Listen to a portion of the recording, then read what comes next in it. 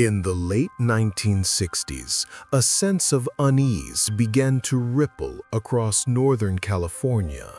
Local newspapers started receiving cryptic letters signed by someone who called himself the Zodiac.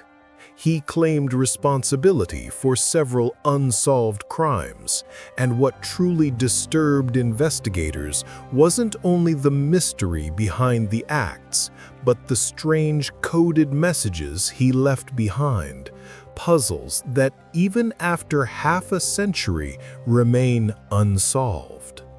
Between 1968 and 1969, authorities linked 5 confirmed deaths to the person behind the Zodiac name, though he claimed many more in his letters. Each incident occurred in quiet, isolated areas around San Francisco Bay, and the pattern suggested careful planning.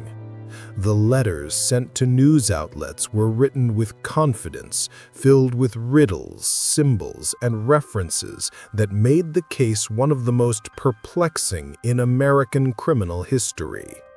For investigators, this wasn't just about solving a series of attacks, it was about understanding a mind that operated like a game master, taunting both law enforcement and the public.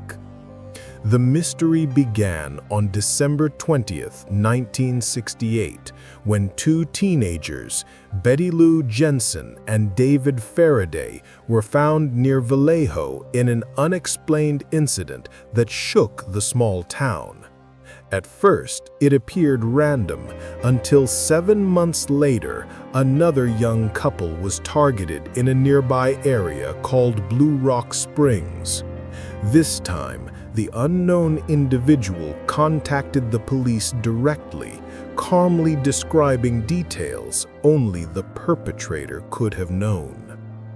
Days later, 3 different newspapers received letters containing strange symbols and demands.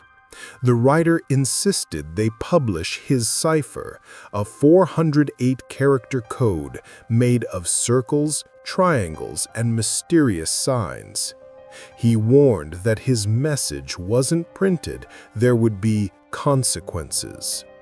The code, when later solved by a local school teacher and his wife, revealed chilling insight into the writer's fascination with control, attention, and the thrill of power.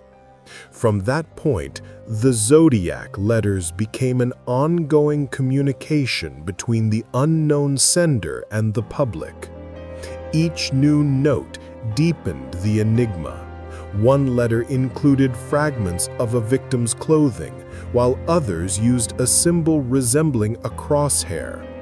The tone shifted from arrogance to challenge, as if the writer took pride in staying one step ahead of investigators.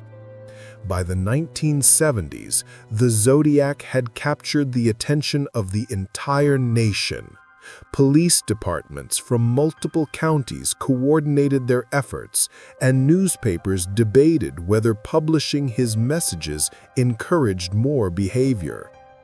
At the height of the case, journalists, amateur code breakers, and professional cryptographers alike were obsessed with cracking his ciphers, including the infamous 340 code, which wouldn't be solved until 2020.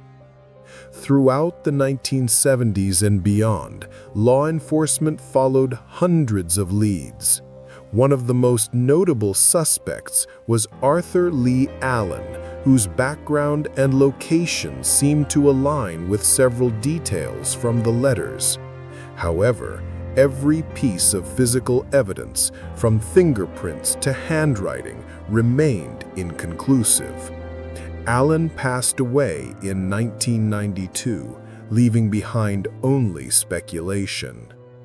Over the years, new theories emerged.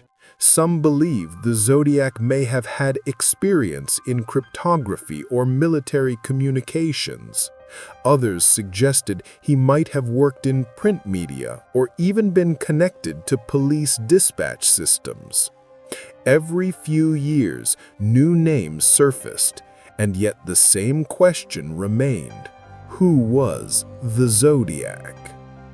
In 2021, a team of independent investigators known as the Case Breakers claimed to have identified the Zodiac as Gary Francis Post, a man with a history that seemed to fit certain elements of the case.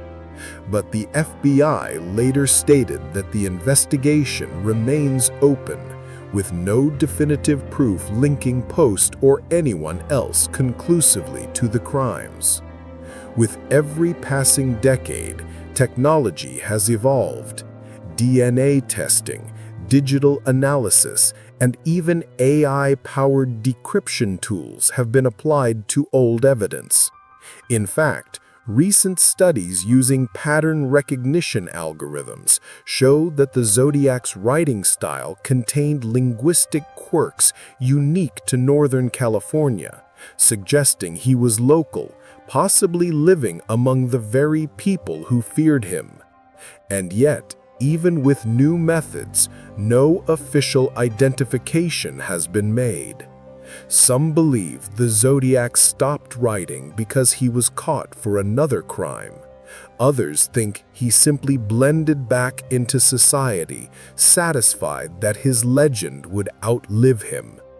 There are also those who argue that the man known as the Zodiac may not have acted alone, that multiple people could have contributed to the letters and codes.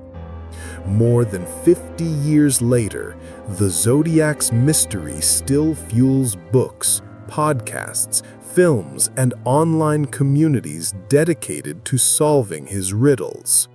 The most famous of his unsolved ciphers, the 340, was finally decoded by amateur cryptographers in 2020, revealing a message that mocked law enforcement but offered no clues to his identity.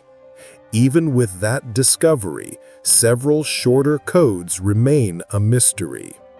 Today, modern AI and linguistic analysis tools are being used to compare writing samples, speech rhythm, and personality traits.